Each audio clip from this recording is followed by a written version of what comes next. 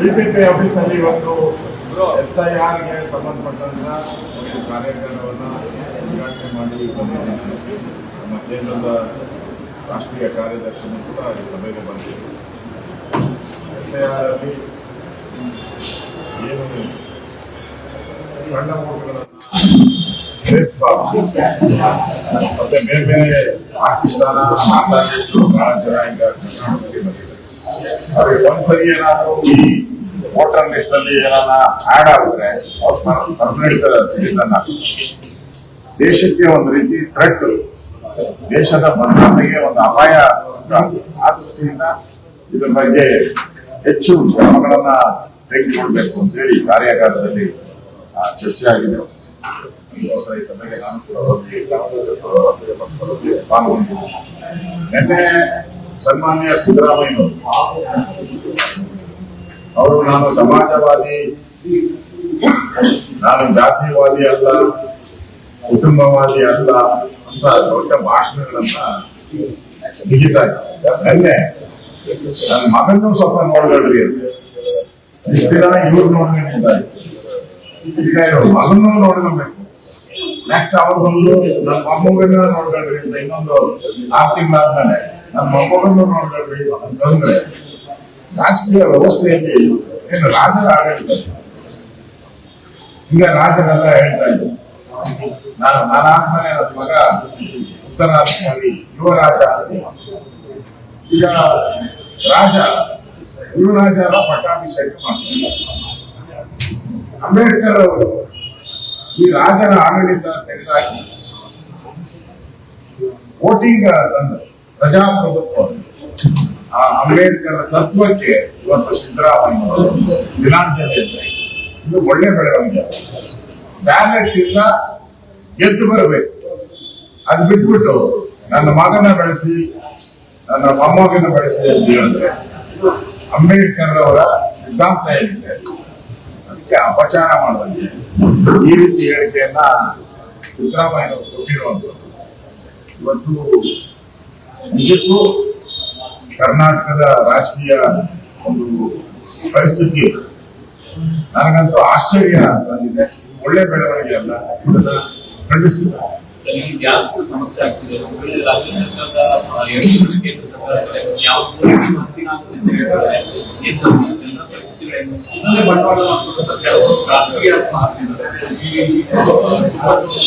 ಖಾಸಗಿಯಾಗಿ ಈ gas shortage ಏನಿದೆ ದುರುಪಯೋಗ ಮಾಡೋದ್ರ ಬಗ್ಗೆ ಈಗಾಗಲೇ ಎಸ್ಮಾ ಜಾರಿಗೆ ತಂದಿದೆ. ಯಾರು ಆ ತರ ಮಾಡಬಾರ್ದು. ರಾಜ್ಯ ಸರ್ಕಾರ ಮೊನ್ನೆ ಸಿದ್ದರಾಮಯ್ಯ ಅವರು ಹೇಳಿದ್ರು, ಸ್ಟ್ರೈಕ್ ಮಾಡೋದು ಕರೆಕ್ಟ್, ಮಾಡಲಿಲ್ಲ, ಇದೆಲ್ಲ ಹೇಳಿಕೆ ಕೊಡಬಾರ್ದು. ಜವಾಬ್ದಾರಿ ಇರುವಂತ ಮುಖ್ಯಮಂತ್ರಿಗಳು ಎಲ್ಲಿ ಈ ತರ ಕಾಳಸಂತೆ ಆಗ್ತಾ ಇದೆ ಅದನ್ನು ತಡೆಗಟ್ಟುವಂತ ಕೆಲಸ ರಾಜ್ಯ ಸರ್ಕಾರ ಮಾಡಿದೆ.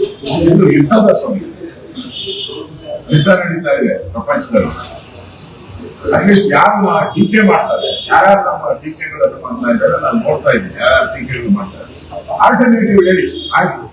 ಈಗ ಯುದ್ಧ ನಡೀತಾ ಇದೆ, ಯುದ್ಧನ ನಾವು ಯುದ್ಧ ಮಾಡ್ಬೇಕಾ, ಅಥವಾ ನಾವು ಹೇಳಿದ್ರೆ ಯುದ್ಧ ನಿಂತು ಅರ್ಥ ಮಾಡ್ಕೋಬೇಕು. ಯುದ್ಧದ ಪರಿಸ್ಥಿತಿಯಲ್ಲಿ ನಮ್ಮ ನಡವಳಿಕೆ ಹೆಂಗಿರ್ಬೇಕು ಅನ್ನೋದನ್ನ ಅರ್ಥ ಮಾಡಿರ್ಬೇಕು. ಸನ್ಮಾನ್ಯ ಮುನಿಯಪ್ಪನವರು ಸಚಿವರು, ಆಹಾರ ಸಚಿವರು, ಅವ್ರು ಬಹಳ ಒಳ್ಳೆಯ ರೀತಿಯಾದಂತ ಮಾತುಗಳನ್ನ ವಿಧಾನಸಭೆಯಲ್ಲಿ ಹೇಳಿದರು. ಇದು ಯುದ್ಧದ ಸಂದರ್ಭ, ನಾವೆಲ್ಲರೂ ತಾಳ್ಮೆಯಿಂದ ಸಹಕಾರ ಮಾಡಬೇಕು ಅಂತ ಮಾತಾಡಿದ್ರು. ನಾನು ಕೂಡ ರಾಜ್ಯದ ಜನತೆಗೆ ಇದು ಯುದ್ಧದ ಸಂದರ್ಭ, ಬೇರೆ ಸಂದರ್ಭ ಆಗಿದ್ರೆ ಏನು ಬೇರೆ ಸಂದರ್ಭ ಆಗಿ ಶಾರ್ಟೇಜ್ ಆಗಿದ್ರೆ ಅವಾಗ ಕೇಂದ್ರ ಸರ್ಕಾರವನ್ನ ಟೀಕೆ ಮಾಡ್ತೀವಿ. ನೋಡಿ, ಮುನಿಯಪ್ಪನವರು ದೇಶದ ಮಂತ್ರಿಯಾಗಿ ಕೆಲಸ ಮಾಡಿದ್ದಾರೆ, ರಾಜ್ಯದಲ್ಲಿ ಮಂತ್ರಿ ಆಗಿದ್ದಾರೆ. ಸಿದ್ದರಾಮಯ್ಯ ಎಲ್ಲೂ ಹೋಗಿಲ್ಲ, ಮೈಸೂರು ಗುಂಡಿ ಬಿಟ್ರೆ ಇನ್ನೆಲ್ಲೂ ಹೋಗಿಲ್ಲ. ಅದಕ್ಕೆ ಅವ್ರಿಗೆ ಎಲ್ಲದರಲ್ಲೂ ರಾಜಕೀಯ ಮಾಡಕ್ಕೆ ಇದು ಒಳ್ಳೇದಲ್ಲ. ಯುದ್ಧ ನಡೀತಾ ಇದೆ, ಎಲ್ಲರೂ ಪ್ರಪಂಚ ಎಲ್ಲರಿಗೂ ಯುದ್ಧ ಸಂದರ್ಭದಲ್ಲಿ ಯಾವ ರೀತಿ ಮಾತಾಡಬೇಕು ಅನ್ನೋದನ್ನ ಅರ್ಥ ಮಾಡ್ಕೊಂಡು ಮಾತಾಡ್ತಾರೆ. ಇದರಲ್ಲಿ ಪಾಲಿಟಿಕ್ಸ್ ಮಾಡ್ತಾರೆ. ಯುದ್ಧದಲ್ಲೂ ಮುಂದೆ ಈ ದೇಶದಲ್ಲಿ ಏನ್ ಗೌರವ ಇರ್ತದೆ ಕಾಂಗ್ರೆಸ್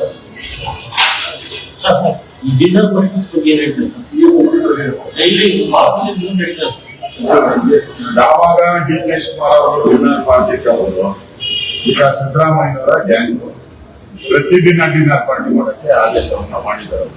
ಮಾಡಿಕೊಟ್ಟಿದೆ ಸಿದ್ದರಾಮಯ್ಯ ಪ್ರತಿದಿನ ಮಾಡಿದ್ದು ನನಗಿರುವಂತ ಮಾಹಿತಿ.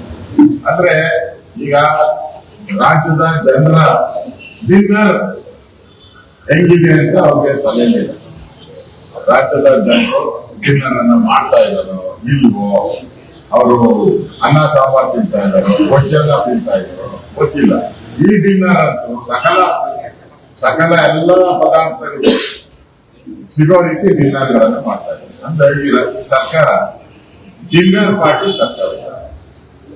ಜನರ ಕಷ್ಟಗಳ ಬಗ್ಗೆ ಗಮನನೇ ಇದೆ. ಯಾರು ಮುಖ್ಯಮಂತ್ರಿ ಅನ್ನೋದ್ರ ಬಗ್ಗೆನೇ ಚರ್ಚೆ ಮಾಡೋದು.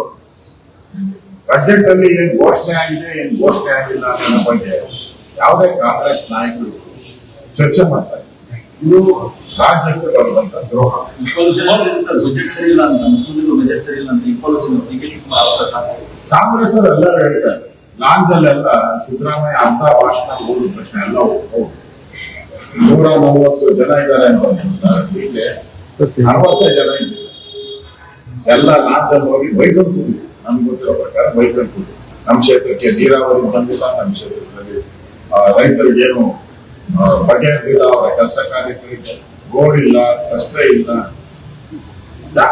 ಇವತ್ತು ಇಕ್ಬಾಲ್ ಹುಸೇನ್ ರಾಮನಗರ ಅವ್ರು ಹೇಳಿರೋದು ಎಲ್ಲ ಕಾಂಗ್ರೆಸ್ ಶಾಸಕರ ಒಂದು ಅಭಿಪ್ರಾಯ, ಎಲ್ಲ 224 ಶಾಸಕರ ಅಭಿಪ್ರಾಯವನ್ನ ಇಕ್ಬಾಲ್ ಹುಸೇನ್ ಹೇಳಿದ್ದಾರೆ. ನಾನು ಸತ್ಯ ಹೇಳಿದ್ದಾರೆ, ಅವ್ರಿಗೆ ಅಭಿನಂದನೆ ಸಲ್ಲಿಸ್ತೇನೆ.